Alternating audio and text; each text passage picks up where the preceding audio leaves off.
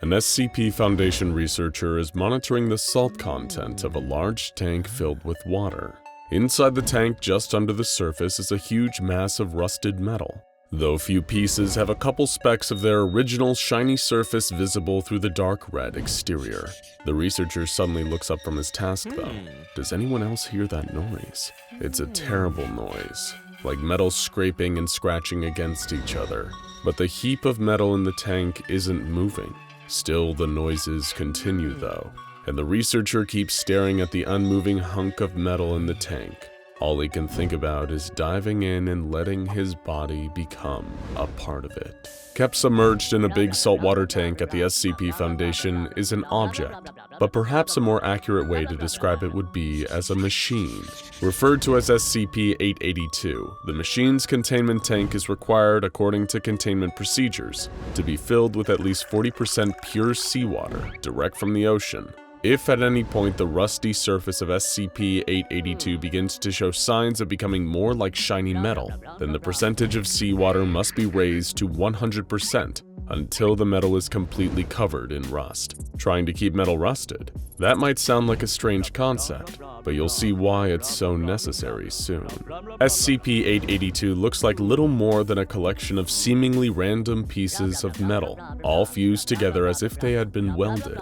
Gears, cables, pulleys, screws, and belts, all different shapes and sizes, all made of different metals. All of these various components do not appear to be uniform or have been made to fit each other, and are instead all stuck together in one big, unstructured mass of metal objects. But SCP-882 wasn't built to be like this. Instead, this seems to be the result of one of SCP-882's latent anomalous properties, the absorption of metal. Any metal that comes into contact with SCP-882 will become permanently attached to it, and after a few days will be a new part of SCP-882. That means that any metal that touches that new piece will also become a part of SCP-882 and on and on. Because of this strange property, absolutely no metal is allowed to be brought near SCP-882, and only organic materials are permitted to come into direct contact with it. That includes using non-metal alternatives to keep the machine securely contained. SCP-882 is suspended in its saltwater tank by organic cotton fiber lines, which also require changing on a daily basis. Any and all researchers that the SCP Foundation has interacting with the metallic mass are required to wear thick cotton gloves at all times. You might think that this sounds pretty easy to contain. Just don't let it touch metal? No problem. Organic materials only. No removal of rust allowed? No sweat. The Foundation staff working with 882 probably felt the same way, until they started hearing SCP-882 make noise. While SCP-882 is usually silent, personnel that spend an extended period of time close to the machine have reported intense grinding or clicking noises coming from somewhere in the mess of metal components. While they start out low and are almost unnoticeable, these sounds get gradually louder until eventually they become completely unbearable for human beings to withstand. So then why don't these sounds show up on audio recordings? Because the grinding or clicking noises from SCP-882 are, in actually, extreme auditory hallucinations. But even though they aren't real, these sounds are more than capable of driving anyone who hears them into a state of psychosis. And here's where things get tricky. The only way to make the noises stop is to offer SCP-882 more metal.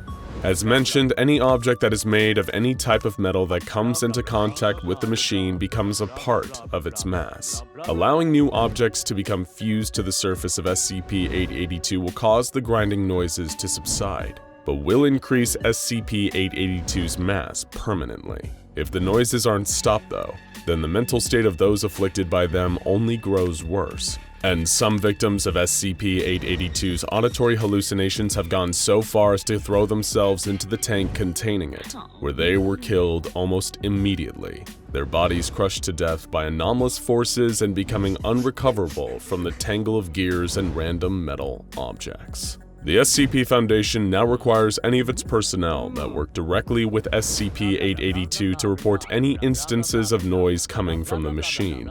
Additionally, whoever reports hearing strange sounds in the vicinity of SCP-882 must turn themselves in for a full psychological evaluation. Depending on the results, the researcher will either be free to return to their work or will face containment themselves at an undisclosed Foundation facility. The surface of SCP-882 exhibits an extreme resistance to damage. According to the Foundation's testing, the metal structure has a tensile strength and toughness stronger than aircraft-grade titanium alloy. Despite this, the machine still seems to be constructed of weaker metals like tin, iron, gold, and many others still yet to be identified. It takes extreme heat and several hours of exposure at that to cut even the smallest portion of metal from the main bulk of SCP-882. But where did it come from?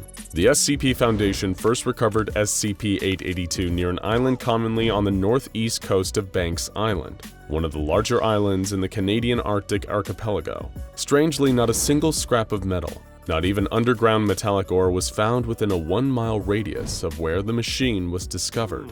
Stranger still, the small town located nearby seemed to be abandoned, with signs that it had been devoid of any human life for quite a number of years. The collection of fused metal components, later designated SCP-882, was found submerged in seawater. The machine was coated in rust, and the Foundation has chosen to keep it in the same rusty state it has been kept in since its containment. Why? Because when Foundation personnel first attempted to remove SCP-882 from the water, and the rust began to flake away from SCP-882's metal surface, its gears and cogs started to turn.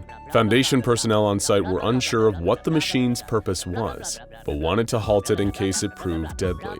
A number of ill-fated attempts at containment occurred soon after, with any person getting too close to SCP-882 finding themselves pulled into its mass and crushed to death between turning cogs. After multiple accidents that resulted in the demise of Foundation personnel, Dr. Charles Gears authorized the use of SCP-2519 to help stop the movement of SCP-882's gears. SCP-2519 is an audio file titled Babylon MP3, which features the song By the Waters of Babylon by Philip Hayes and text from the biblical Psalm 137. Playing this file can cause malfunctions to occur in various electronic and mechanical devices, normally reducing the speed at which they can operate or causing a complete cessation of a machine's function.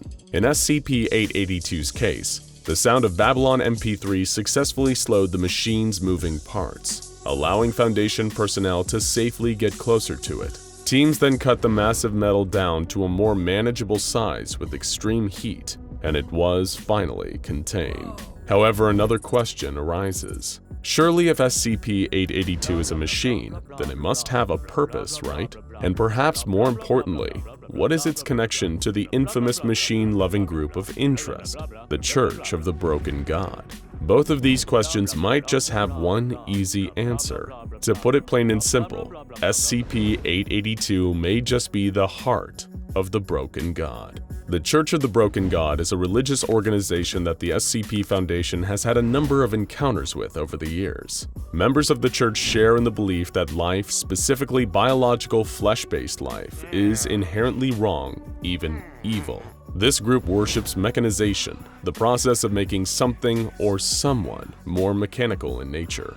According to the beliefs of the church, there were two gods, Yaldabaoth and Mechane, who created humanity together. Yaldabaoth was the god of flesh and animal instinct, granting humans their bodies, while Mechane, the god of machine and intellect, blessed man with the power of free thought. As humankind developed and its civilization began building machines, Yaldabaoth became enraged that they were ignoring the instincts she had bestowed upon them. She endeavored to destroy the creations of man, in an attempt to revert them to the animals she had intended to be. As legend goes, Mechane acted as humanity's savior and intervened to stop Yaldabaoth. The god of machine shattered himself, transforming his body into a number of pieces to form a cage for his fellow god.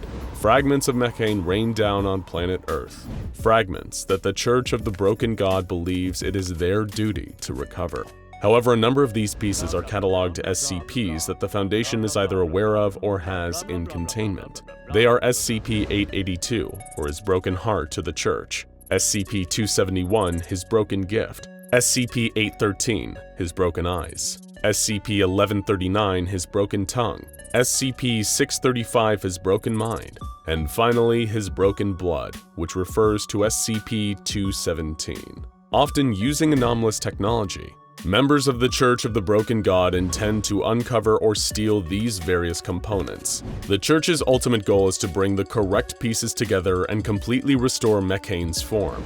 It is their hope that he will guide them to intellectual enlightenment and bless them with new mechanical forms so that they can discard their current flesh and blood bodies. However, the Foundation and the Church are certainly not the only groups to have a fascination with SCP-882. Near the Banks Island site where the machine was first discovered, Foundation personnel encountered a man, the sole survivor of the nearby town.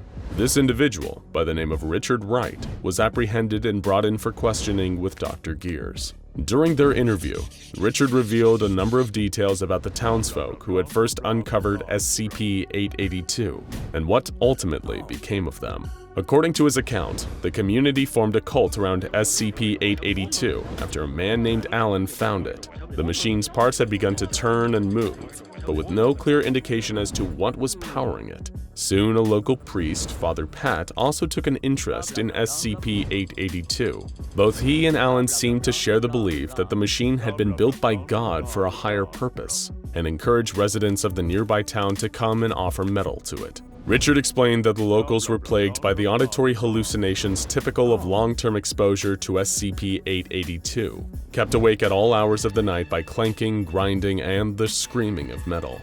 Before long, Richard noticed more and more metal items being fed to the machine, with many local residents content to just sit and stare at the mass. He also noticed that Father Pat and Alan both seemed to be acting strangely around the machine, insisting that all the metal that had been added to it still wasn't enough.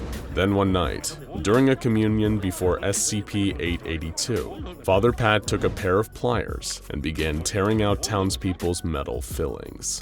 Richard watched in horror as the priest wrenched teeth from the mouths of ordinary people and threw them into SCP-882, but still claiming it wasn't enough. Then he turned on Alan, accusing him of hiding metal from the great machine inside his body. The townsfolk turned on Alan, the first one to find SCP-882, and threw him and his metal hip into the machine, his body breaking under its moving parts. Luckily, SCP-882 remains contained, at least for now, until the members of the Church of the Broken God find a way to reunite the heart of their god with the other pieces of its scattered body, and Mekhane can rise again, an outcome that his worshippers are eager to bring to fruition, sooner rather than later. Now check out SCP-055 Anti-Meme Unknown, and SCP-1981 Ronald Reagan Cut Up While Talking, and SCP-095 for more SCP Foundation rabbit holes from SCP Explained.